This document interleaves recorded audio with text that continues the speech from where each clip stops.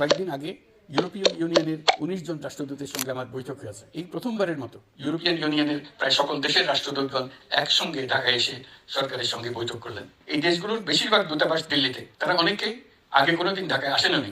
এটি একটি ঐতিহাসিক ঘটনা।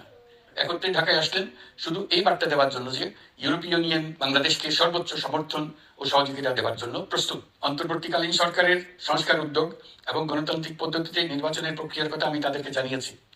সেটিতে তারা পূর্ণ সমর্থন জানিয়েছেন এবং সরকারকে সর্বোচ্চ সহযোগিতা করবেন বলে জানিয়েছেন। বাংলাদেশের বিরুদ্ধে অপপ্রচার এবং ভুল তথ্য প্রচারের বিষয়েও আমি ইউরোপীয় ইউনিয়নের কূটনীতিকদের জানিয়েছি।